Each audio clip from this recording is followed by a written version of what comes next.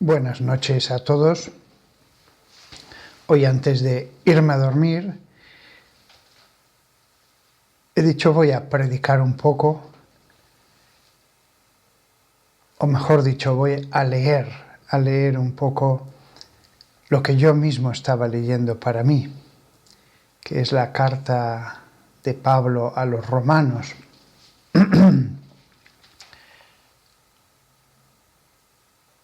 Me ha movido la palabra de Dios hoy. Por eso he dicho, pues no me la voy a quedar solo para mí, voy a ofrecérsela también a los hermanos.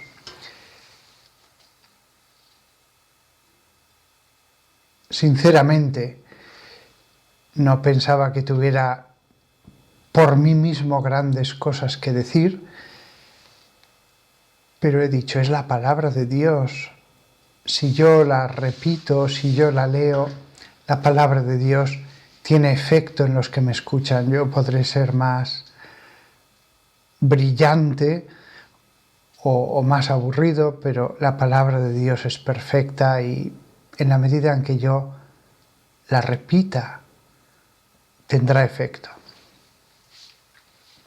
Mirad, estaba leyendo el capítulo 11 de Hebreos. Voy a asegurarme, sí, el 11.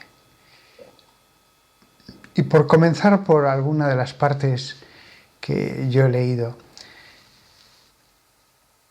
En el versículo 28, hablando del pueblo judío, decía, en lo que es referente al Evangelio, son enemigos de Dios por vuestra causa. Es decir, lo que viene a decir San Pablo es, os están persiguiendo. En ese sentido son adversarios, son oponentes, son enemigos por vuestra causa. Es decir, al perseguiros a vosotros, son enemigos de Dios, dice San Pablo. Versículo 28, capítulo 11. Pero, continúa él, pero en lo referente a la elección, son queridos por causa de sus ancestros, de sus antepasados. Por causa, en lo referente a la elección, ha habido una elección de Dios. Dios ha dicho, vosotros sois el pueblo en el que voy a poner mis promesas. Hay una elección.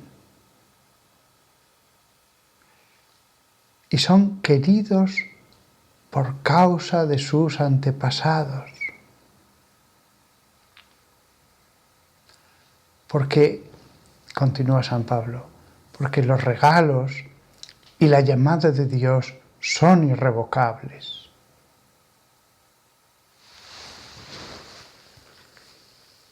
Es curioso, muchas no, todas las cosas que San Pablo dice de los judíos en el siglo I son válidas hoy día, realmente son válidas.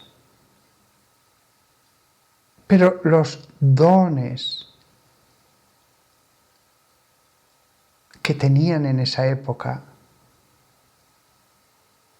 también los siguen teniendo ahora.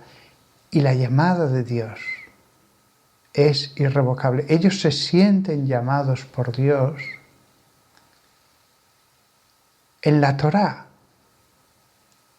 en la palabra de Dios que les ha convocado, que les ha reunido, que ha formado de ellos un pueblo.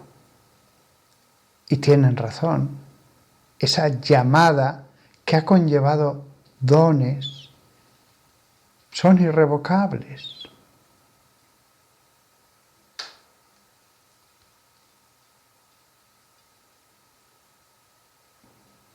También eso es válido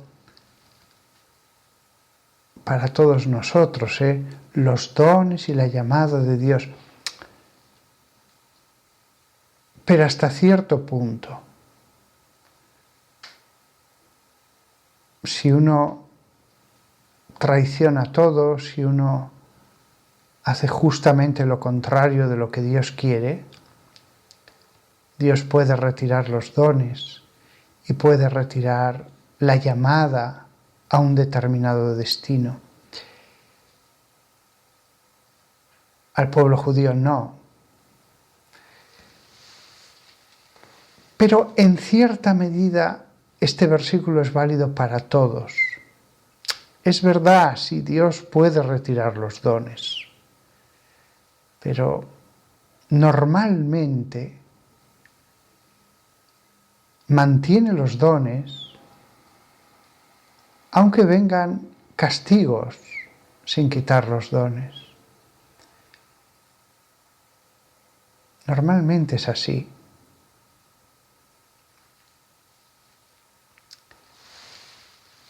Voy a seguir leyendo a San Pablo, pero voy a pasar al versículo 33, cuando dice: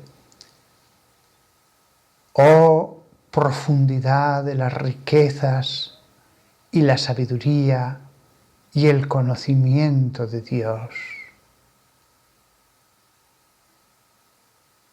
Qué imposibles de seguir son tus juicios y qué inescrutables sus caminos». Qué imposibles de seguir sus juicios y qué inescrutables sus caminos. Riquezas, sabiduría, el conocimiento de Dios.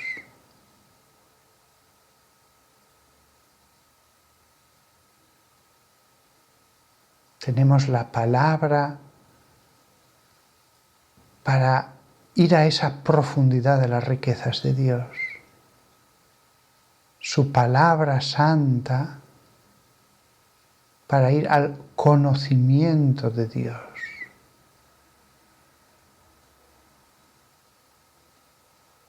Es cierto que podemos también conocer a nuestro Creador y saber cosas de Él viendo la naturaleza, la belleza de los bosques, de los valles, de las montañas, de tantas cosas que ha puesto en este mundo. Pero una cosa es eso y otra cosa es su palabra. Una cosa es conocer al Creador, algo en su obra, y otra cosa es cuando Él habla. La profundidad de las riquezas y la sabiduría y el conocimiento de Dios en su palabra sí que se ve. Qué imposibles de seguir son sus juicios y qué inescrutables sus caminos. Sus juicios creemos saber mucho. Cuando vemos la historia o la vida de una persona, qué inescrutables sus caminos. Dios actúa de maneras que ni nos imaginamos y otras que no podemos comprender. Los caminos de Dios. También eso es válido para mí, para mi vida.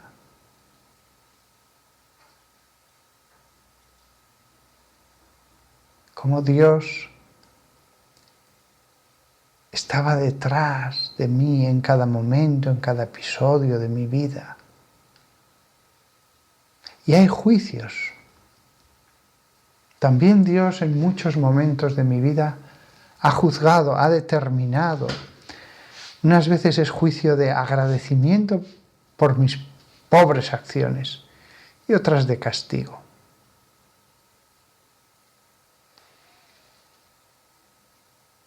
En mi vida ha habido momentos de juicio, para bien, bendiciones que Dios me podría haber dicho: ves, esto te lo doy por aquello.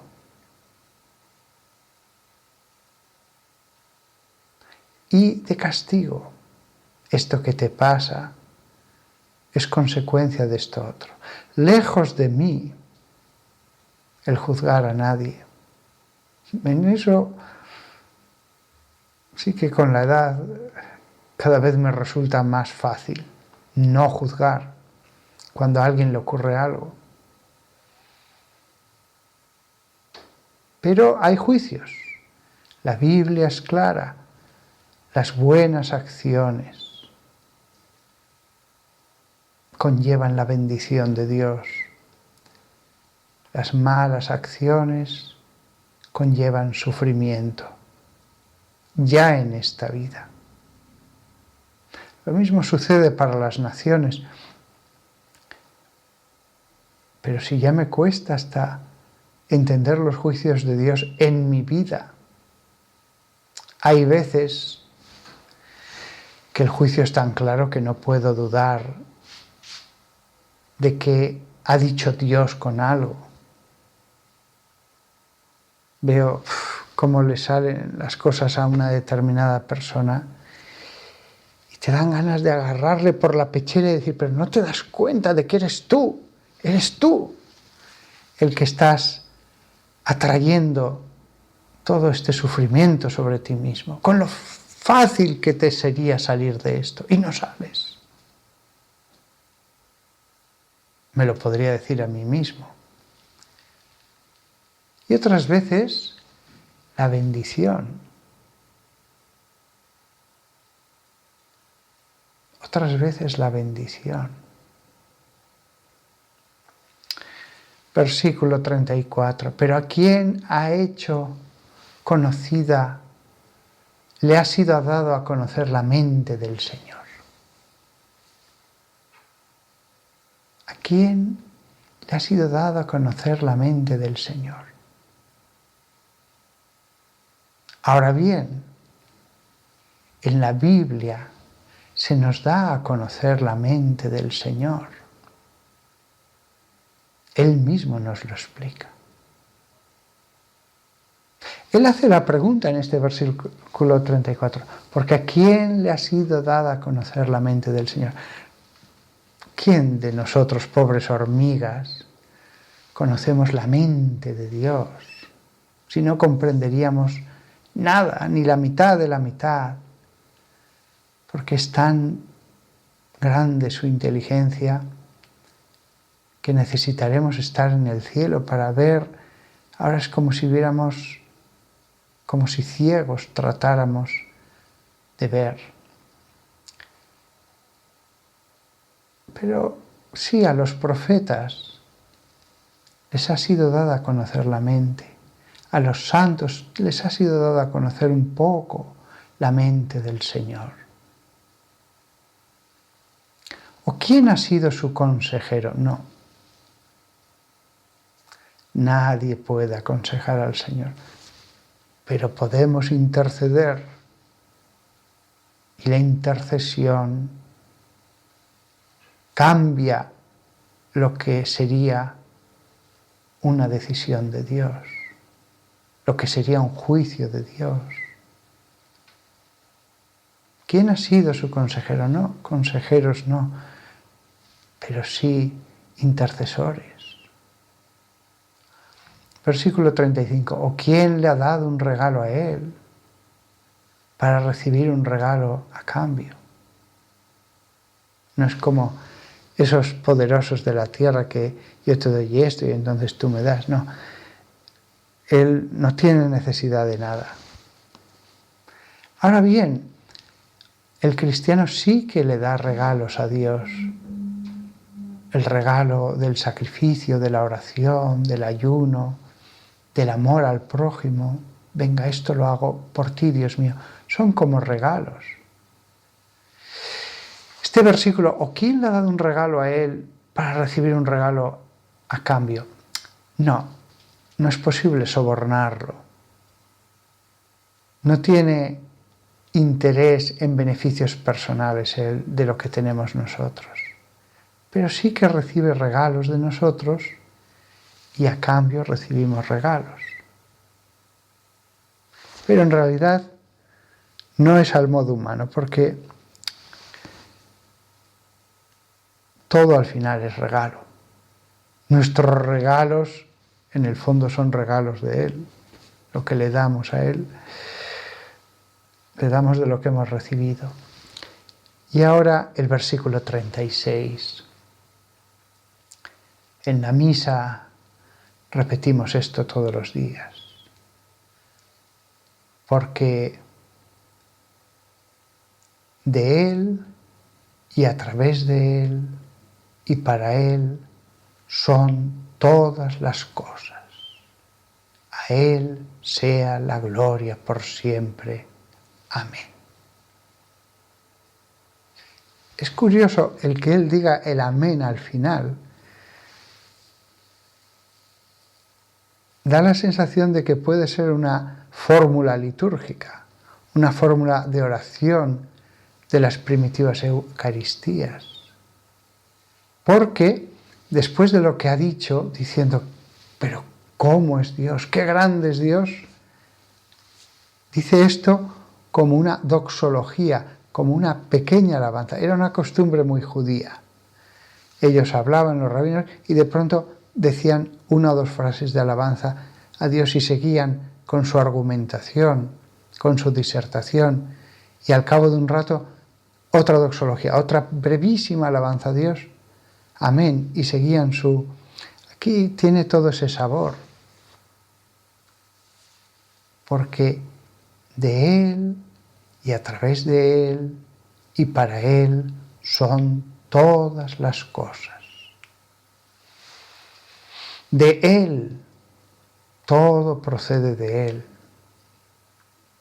Él es el origen de todo lo que tenemos, lo que se nos ha dado. Todo procede de Él. Y a través de Él son todas las cosas. Todo lo que existe, todo lo que me rodea, está donde está a través de la voluntad de Dios, de su querer. Cuando voy por un bosque, me encantan los bosques. Cuando voy por un bosque, esos árboles están allí porque Dios ha querido.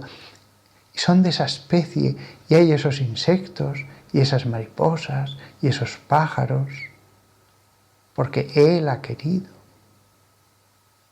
A través de Él son todas las cosas. De Él y a través de Él y para Él son todas las cosas. Todo al final es para su gloria. No lo olvidemos. No podemos tener una visión utilitarista de Dios.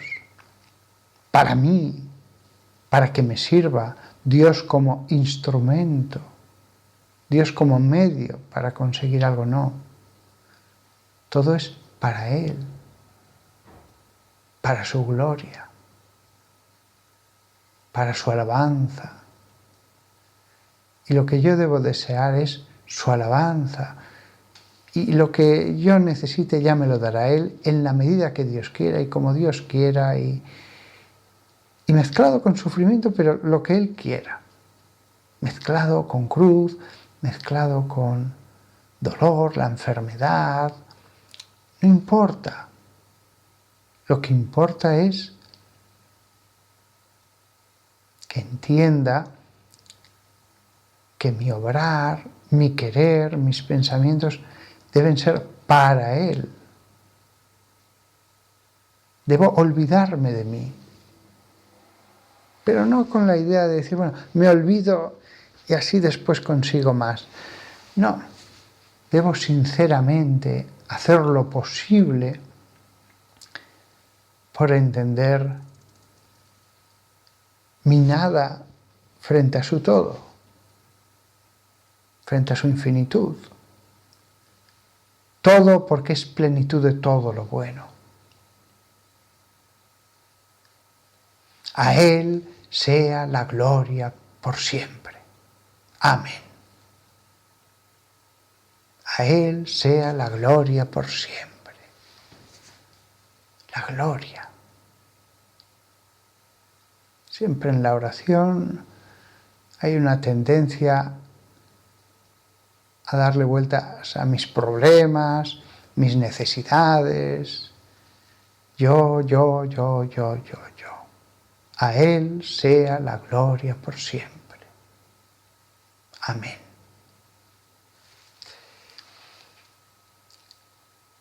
En el versículo 12,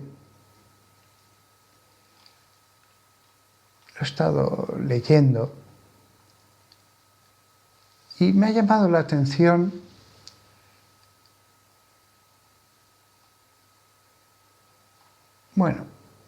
voy a pasar al 13 por no alargarme, porque quería hablar ya poquito rato. Cuando dice, versículo 1, que cada persona esté sometida a las autoridades que gobiernan, porque no hay autoridad sino de Dios. Y esas autoridades que existen han sido instituidas por Dios. Y aquí viene el versículo que me ha llamado la atención. Así pues, cualquiera que resiste la autoridad, resiste lo que Dios ha ordenado. Y aquellos que resisten incurrirán en juicio. Esto no lo se puede aplicar a la autoridad civil. La autoridad civil, siempre estamos en la política, pero la autoridad es un orden y hay que obedecer a ese orden, todas las leyes que sean justas, que son casi todas. Pero yo lo aplicaba al rebaño de Dios hoy, en mi lectura orante.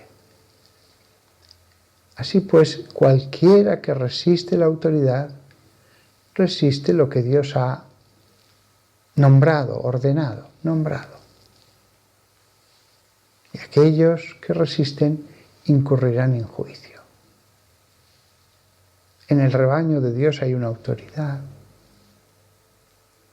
No podemos resistirla. Hay que someter nuestra voluntad. El rebaño implica autoridad. El rebaño implica pastores. Si entendemos que hay que obedecer a la autoridad civil, incluso aunque esa autoridad no sea creyente en Jesús, aunque sean paganos, pero es el orden de la sociedad, si no sería el caos. Algo parecido, similar, hay paralelismos con el rebaño de Dios. Continúa versículo 3. Porque los gobernantes no son terror para la buena conducta, sino para la mala.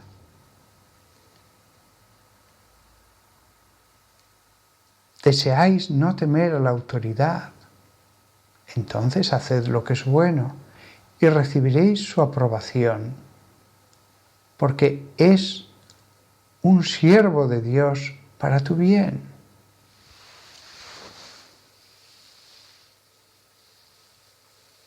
Aquí yo pensaba en los sacerdotes, específicamente malos, los sacerdotes cuya vida no concuerdan con el Evangelio, con los mandamientos de Dios, porque los gobernantes no son terror para la buena conducta. Si hay muy malas acciones, tendrán terror. ¿Deseáis no tener temor a la autoridad? Viven siempre con temor. El sacerdote que no cumple los mandamientos de forma grave, aunque sea oculta, viven en el temor.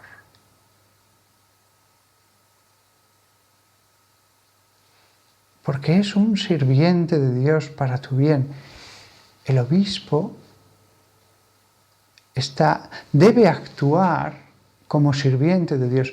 Pero es curioso, incluso un mal obispo cuando castiga justamente, se convierte en sirviente de Dios, en siervo de Dios.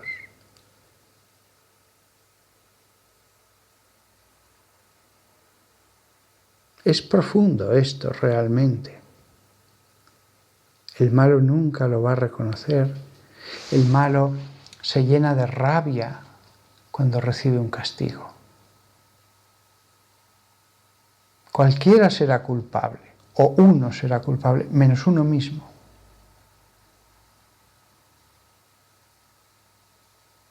Es curioso, el culpable, el que ha hecho el mal, transmite la culpabilidad al otro. Versículo 4. Porque es un siervo de Dios para tu bien. También Dios a veces dice, basta. Y Dios le diría, este sufrimiento que tienes ahora en este castigo, en el fondo es la decisión de Dios.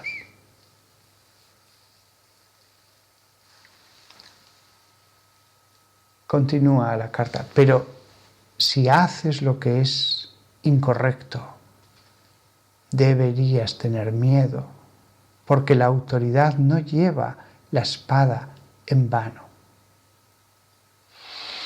La espada espiritual, la espada canónica, es una espada espiritual que solamente actúa en lo espiritual. Es una espada eclesiástica que solo actúa en lo eclesial, pero no la lleva en vano.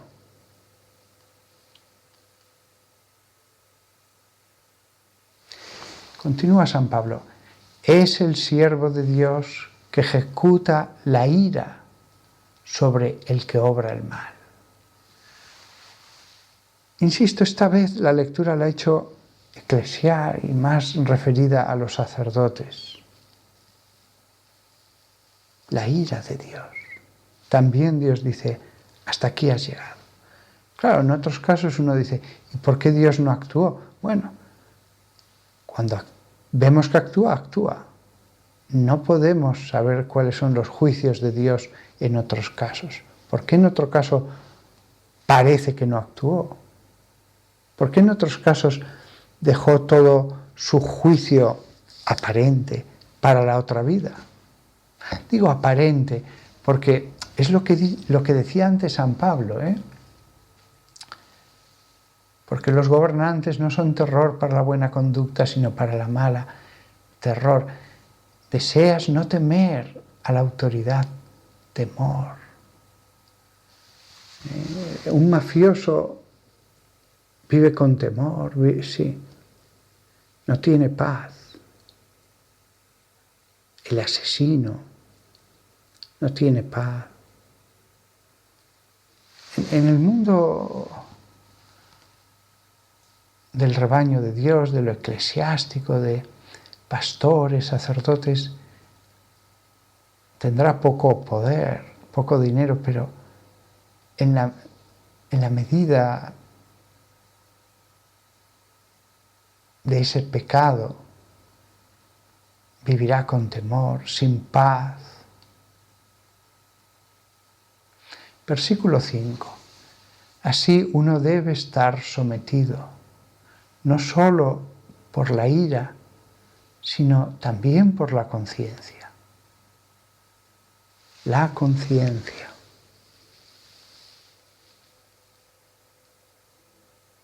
La conciencia personal, pero el rebaño y un pastor. Y a veces un pastor sobre los pastores.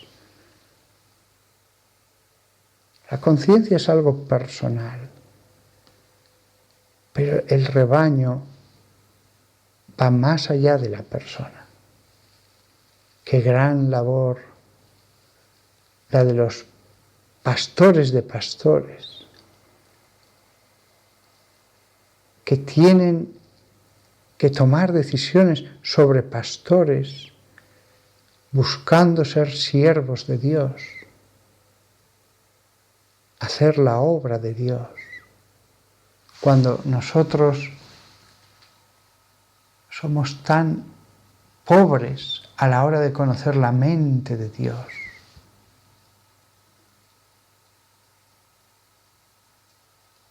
Dichosos aquellos pastores de pastores que sí que conocen mucho de la mente de Dios, aunque ella sea muchísimo más que lo que ellos conocen. Pero aunque sea mucho más la mente de Dios, ellos conocen mucho.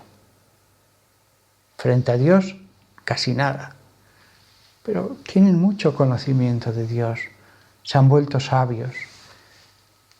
Y esos pastores de pastores pueden actuar con gran sabiduría en los casos muy complicados,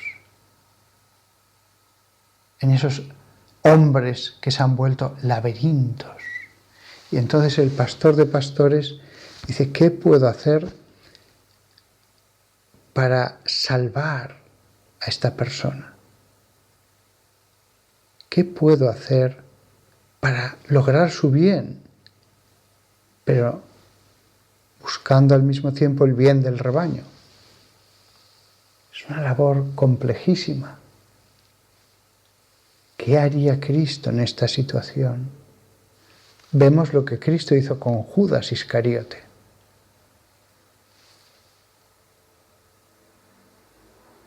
Sin embargo, el mismo Cristo, a través de otros pasajes de la Biblia, muestra cómo en otras ocasiones hay que arrancar la mala hierba, hay que defender de los lobos. Ahí está la sabiduría. Cuándo hacer una cosa, cuándo hacer otra, cuándo dar esta medicina, cuándo hay que usar la espada. Espada espiritual, no material.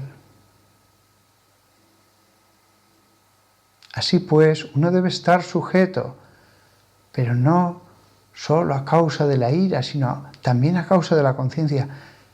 Por lo tanto, hay una ira que sí que es santa. La Biblia nos dice que hay una ira mala y una ira buena.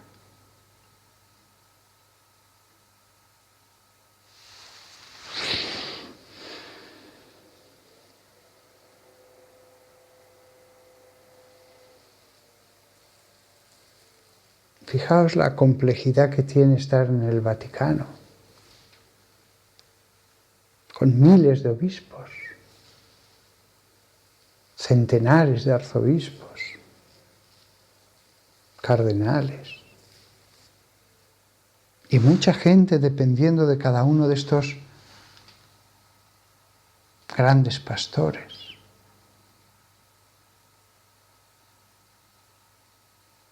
Ya que me escuchan también protestantes, lo que estoy diciendo ahora a gran tamaño, a gran escala, se puede aplicar a vuestras pequeñas comunidades evangélicas.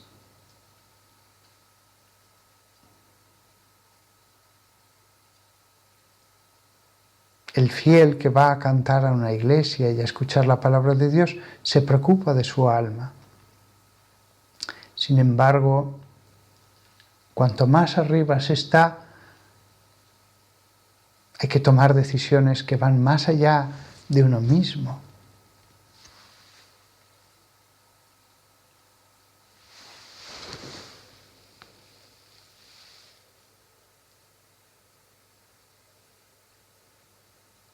Yo leo la palabra de Dios para mí.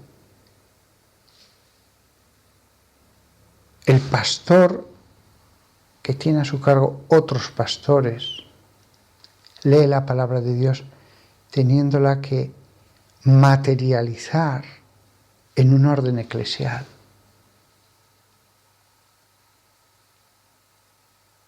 Esa palabra de Dios tiene que hacerla realidad en decisiones sobre personas o sobre comunidades, a veces duras,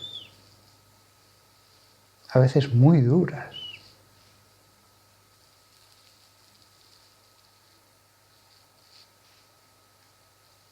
¿Qué haría Dios en esta situación?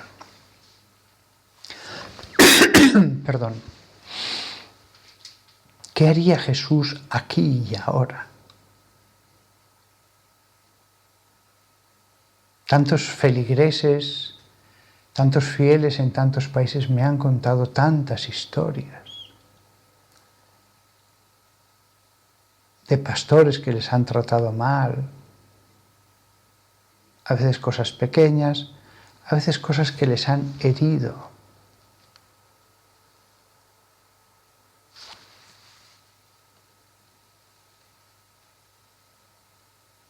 El que está encima de ese pastor no puede serle indiferente todo eso.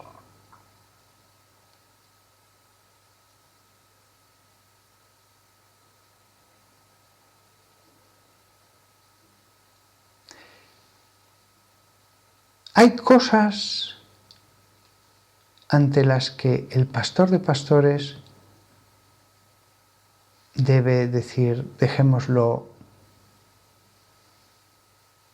en manos de Dios.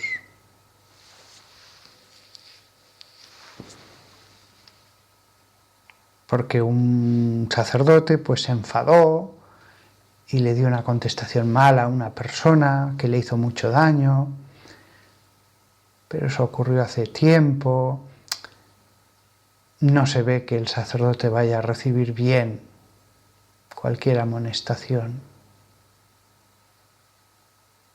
En otros casos hay que tomar decisiones. Alguien es muy bueno, muy caritativo, trata maravillosamente bien a la gente, pero ya se le ha advertido y vuelto a advertir que está predicando cosas contrarias a la fe. Eso que dices es contrario a la fe. Estás enseñando cosas contrarias a la palabra de Dios. Y te lo hemos advertido.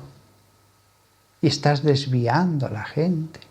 Te está siguiendo la gente.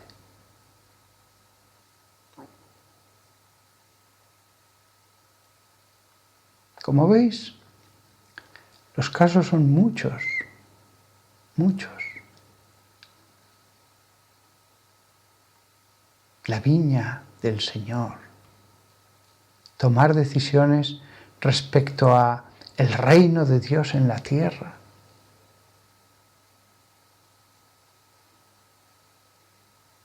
Es una misión sagrada. Es una misión que tendrían que hacerla los ángeles.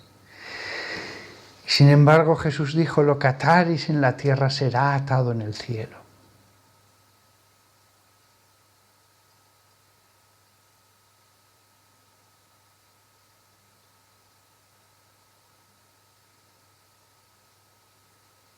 La palabra de Dios es luz. La palabra de Dios nos guía. Da vida. Y sin embargo, hay pastores para los que se convierte en muerte. Lo mismo que la ley al pueblo judío le llevó al pecado, porque conoció el pecado y entonces lo cometió conociéndolo. Eso dice San Pablo en varios pasajes. La ley en sí es santa, pero la ley se convirtió en una ocasión de pecado. La palabra de Dios en sí santa, para algunos se convertirá en acusación. La predicabas, la conocías, la creías y aún así la quebrantaste, ya no la escuchaste.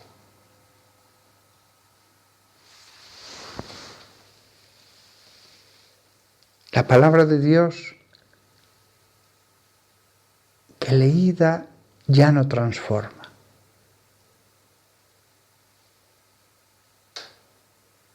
Fieles laicos que me escucháis, no juzguéis.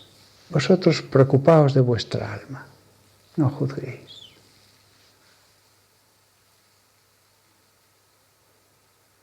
Pero lo mismo no se puede decir de los que tienen la obligación de juzgar, de los que tienen la obligación de actuar, de cuidar de la viña de Dios. El fiel que lee la Biblia solo tiene que preocuparse del huertecito de Dios que tiene en su alma. El episcopos, el obispo, tiene que preocuparse de la viña, que es la Iglesia. ¿Cómo vería todas estas cosas la Madre de Jesús, un Pedro, un Juan, un Lázaro resucitado? En aquella época tan sencilla, tan pura, pues se reunían todos y lo hablaban. ¿Qué hacemos? ¿Qué hacemos? Deliberaban, oraban la belleza de lo pequeño. Mientras que las comunidades grandes dan lugar a grandes problemas.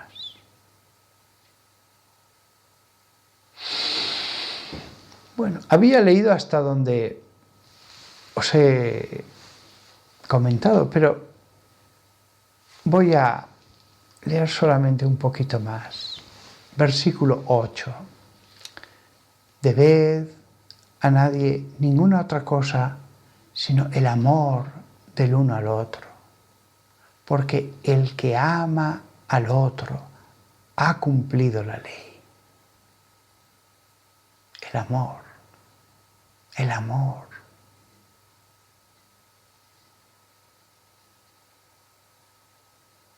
El amor, versículo 10, no hace nada malo al prójimo. Así pues, el amor cumple la ley.